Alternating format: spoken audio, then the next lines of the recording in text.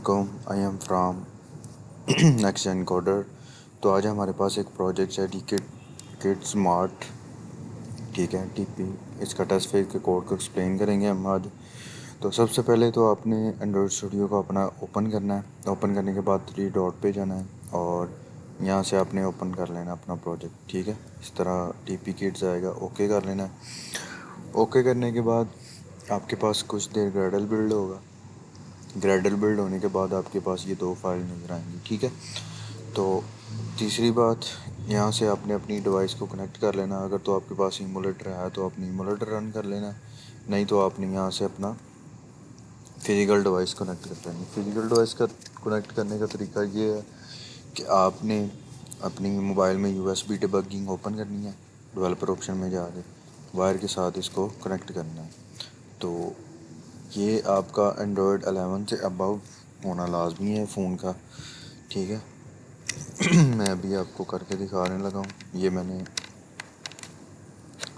Mobile को USB के साथ डाटा केबल के साथ कनेक्ट करने लगा हूँ। मेरी यूएसबी जैसे मैं कनेक्ट करूँगा तो ये मेरे पास यहाँ पे डिवाइस शो हो जाएगी। जैसे ही यहाँ पे डिवाइस शो होगी तो आप समझ लेना कि आपकी डिवाइस कनेक्ट हो गई है। ठीक है, यहाँ पे भी शो होगी।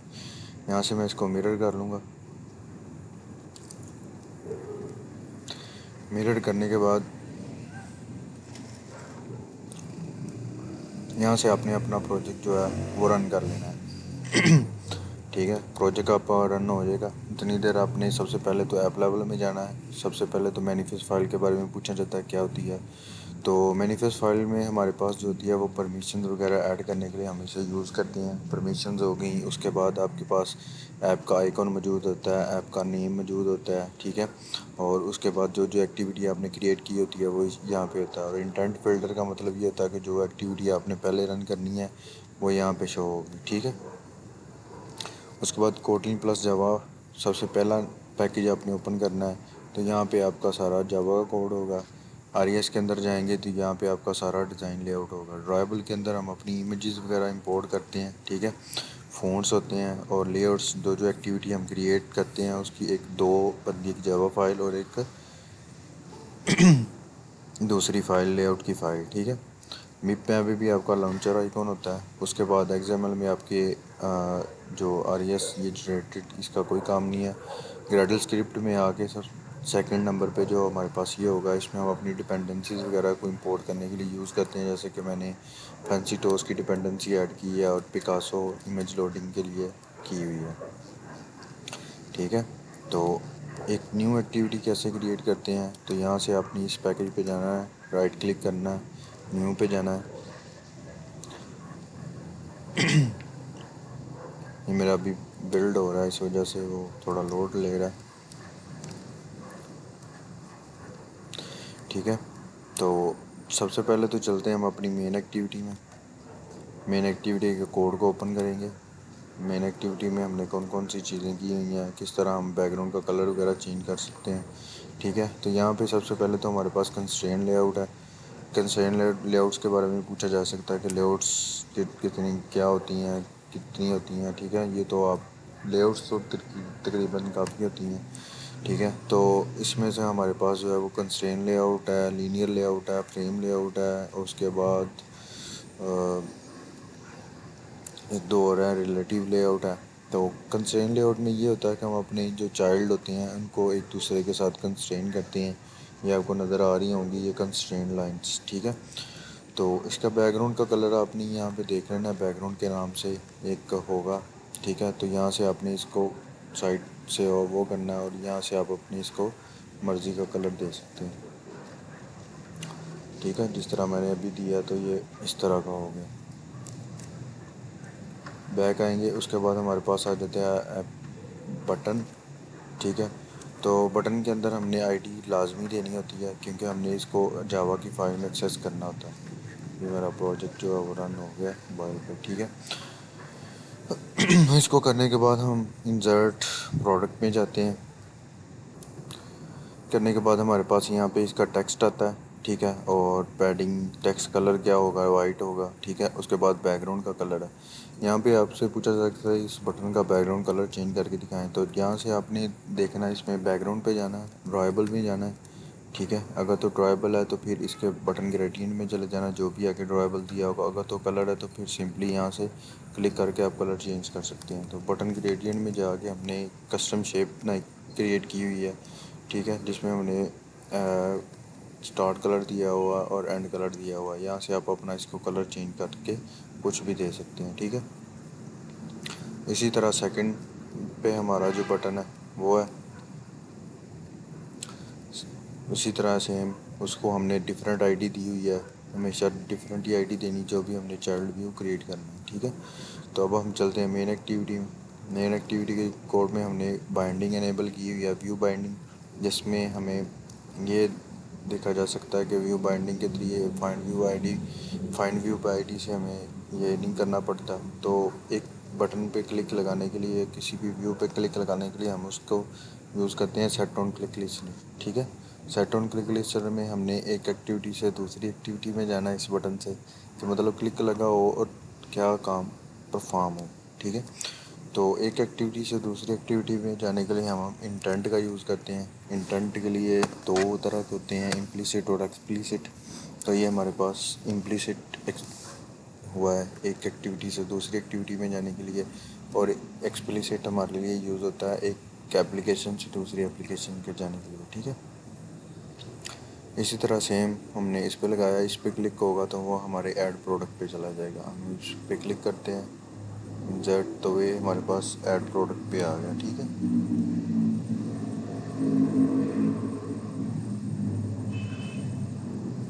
तो ये हमारे पास ऐड प्रोडक्ट की स्क्रीन है। तो हम ऐड प्रोडक्ट पे चलते हैं अपने, ठीक है। तो ये हमारे पास ऐड प्रोडक्ट आ गया। सबसे पहले तो कंस्ट्रेंट लेआउट उसी तरह स्क्रॉल व्यू इसलिए यूज़ करते हैं कि ताकि हमारा, अगर तो मोबाइल छोटा है तो उसके लिए हमारे पास जो है वो स्क्रॉल ऑटो ऐड हो जाए। उसके बाद हमारे पास लीनियर लेआउट आ गई। लीनियर लेआउट में हम ओरिएंटेशन सेट करते हैं, जिस तरह ये वर्टिकल सेट हुई है तो ये सारे ऑटोमेटिकली वर्टिकली खुद ही अरेंज होते जाएंगे, ठीक है।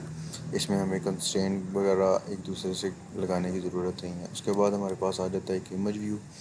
इमेज व्यू हमने इसके लिए लगाया था हम जाके, ताकि हम इसमें प्रोडक्ट की इमेज वगैरह अपनी इंपोर्ट कर सकें।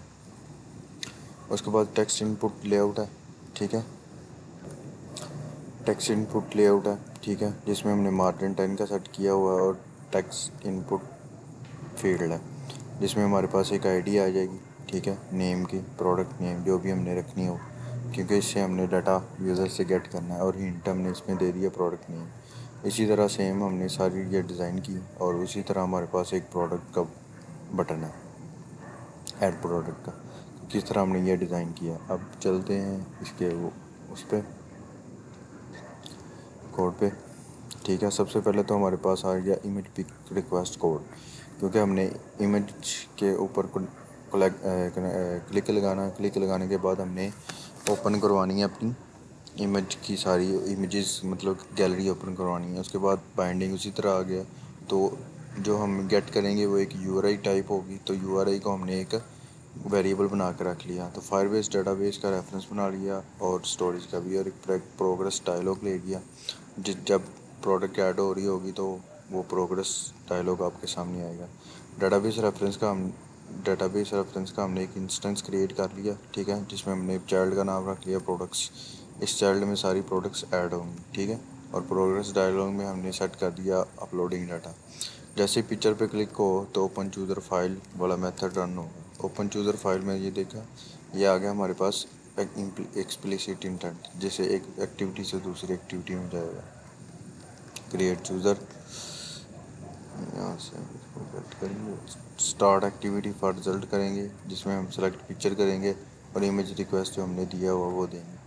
अब जब अगेन आएंगे हम इसी पिक्चर सेलेक्ट करके आएंगे, तो वो ये ऑन एक्टिविटी रिजल्ट कार्ड होगा, जिसमें हम चेक करेंगे अगर तो रिक्वेस्ट कोड इसके बराबर है, रिजल्ट कोड है, डाटा नॉट नल है, तो इमेज यूआरआई जो है वो गेट करेगी डाटा, और इसमें हम अपनी इमेज यूआरआई सेट कर देंगे।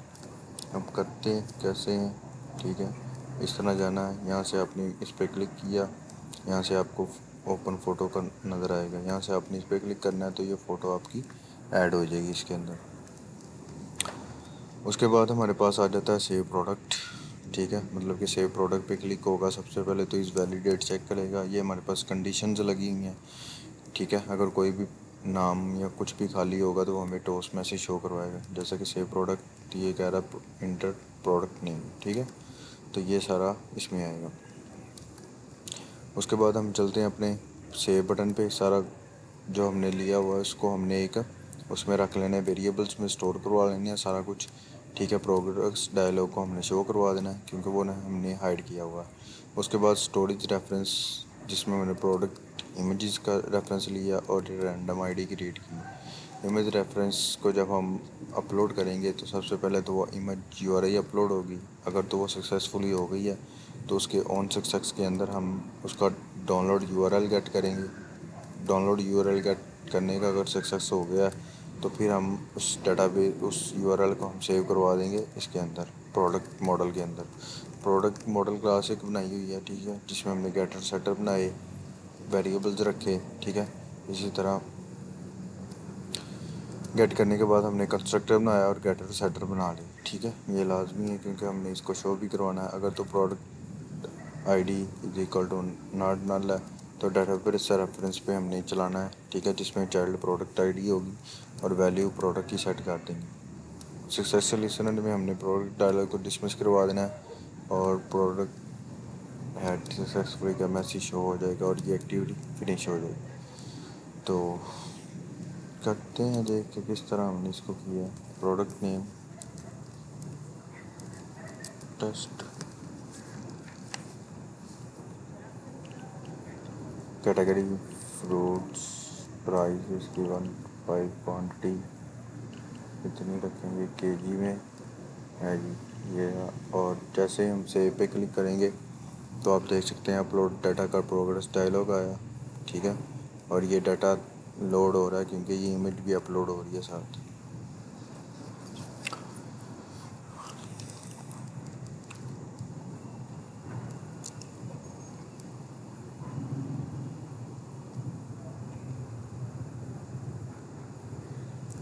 ओ सॉरी, क्योंकि मेरा इंटरनेट नहीं चल रहा तो ये अपलोड नहीं होगी। ठीक है, ये फ़्लाइट मोड पे लगा हुआ है तो इसलिए इसको इस तरह होगा। उसके बाद हमारे पास जो व्यू प्रोडक्ट की स्क्रीन है उसको देखते हैं कि हमने व्यू प्रोडक्ट में क्या क्या चीज़ें की हुई हैं। ठीक है, व्यू प्रोडक्ट के हमने एक ऐप बार ली, उसके अंदर हमने एक टूल बार यूज़ की है। ठीक है, ऐप बार मतलब कि ऐप के बार जो यूज़ होता है ऐप के लिए। ठीक है, उसके नीचे हमने टूल बार यूज़ की। टूल बार के अंदर हमने एक लीनियर लेआउट ली, उसके अंदर हमने एक एडिट टेक्स्ट लिया। ठीक है, एडिट टेक्स्ट सर्च के लिए। उसके बाद हमने सेकुलर व्यू लगा दिया और एक इमेज व्यू लगा दिया एम्प्टी स्टेट का। अगर कोई डाटा नहीं होगा तो वो एम्प्टी स्टेट शो करवाएगा।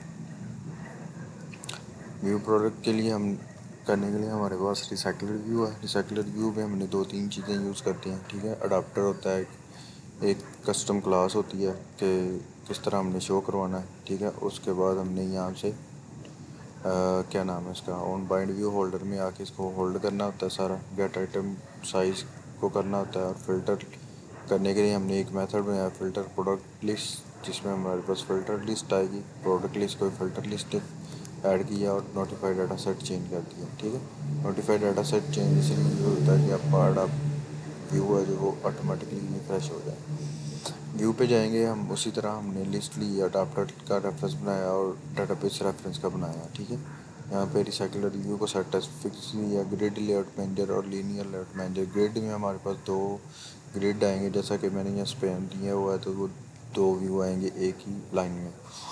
ठीक है, तो यहाँ से वो चेक कर रहा है कि अगर तो लिस्ट एम्प्टी है तो ये वाला शो हो जाता है।